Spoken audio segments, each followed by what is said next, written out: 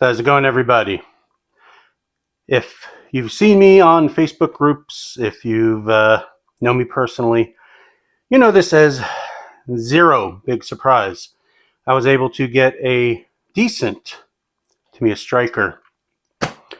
I had one as a kid. I know they're not the best Tamiya cars. They're not the best RC cars out there. I personally have a place in my heart for this car.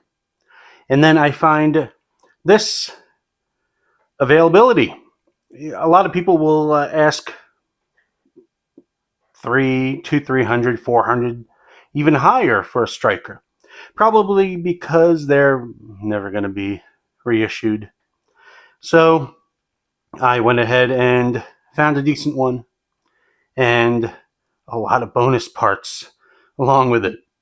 See, this one, it does not have the front end brake on the chassis, which is good, but it does have the rear brake on the chassis, which is bad. But I have an idea on the fix, so that's going to be in an upcoming video. This car does include the black N-Bell Mabuchi RS540SH motor. I might keep it like that. That'd be awesome. It only had 3 total body clips, but who cares about that? It comes with an old school pink Futaba speed controller. If you know about that, let us know about it. Then a Futaba R142JE receiver, which might work with my Futaba, my vintage Futaba radio, which would be nice. And a Futaba S3003, which I have a couple of those also. They work fine. It has the wrong servo saver. It should be swept back, which is no big deal. I have plenty of those. And everything else on the car is decent. Someone was going to obviously restore it, which is great. But I'm wondering if I should wait on the parts to restore it and just use these parts, because most of these parts, if not all, are in good shape. They're just the original. Oh, except for the front suspension. They have, looks like lunchbox front arms on it. Which, if I could find some Striker front arms, I'll use them. If not, I'll just keep these. No big deal. The spare parts is what really got me. It includes almost every parts tree. The only parts tree it does not include are the suspension arms, front shock tower.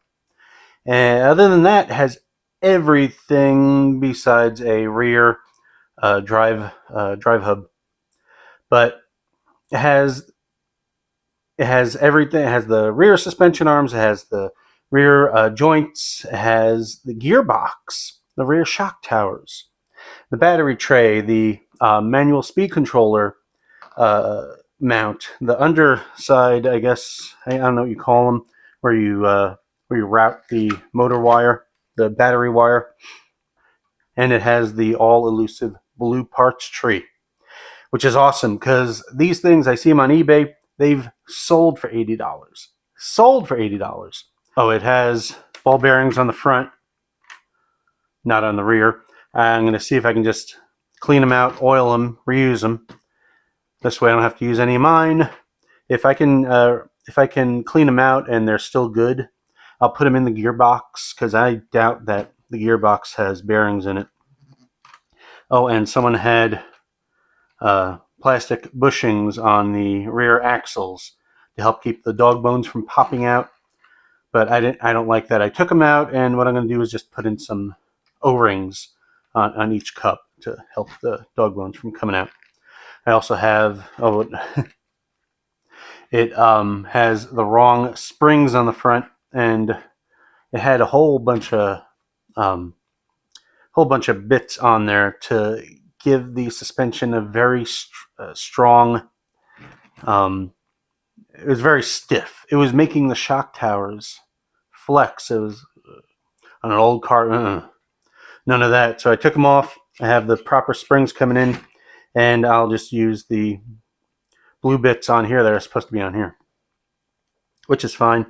like I said, I am thinking about using these bits on here or keeping them as spares in case something breaks, which might be a good idea. What do you think what I should do? Leave it in the comments below. Oh, and the tires aren't bad, actually. They've been run on the street, yes, but it looks like they've been run on dirt too because there isn't a whole lot of wear on them. They're still kind of squishy. They're not dry rotted. Awesome. I was thinking about getting new tires, but now I don't think I do. So anyway, that is my excitement of the week.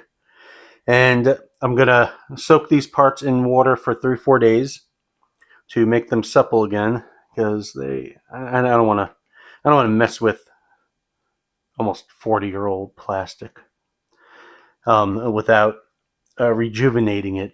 Because you could do that, you could either that or you can boil the parts to make it faster, make the process faster.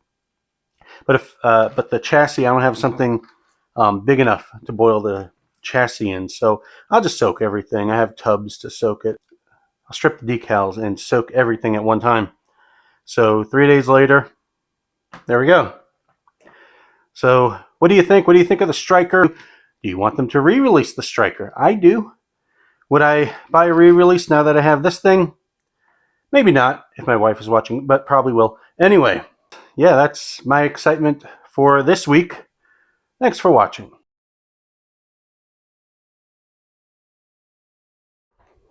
Testing, testing. All right, here we go. You can hear me. I can't hear you.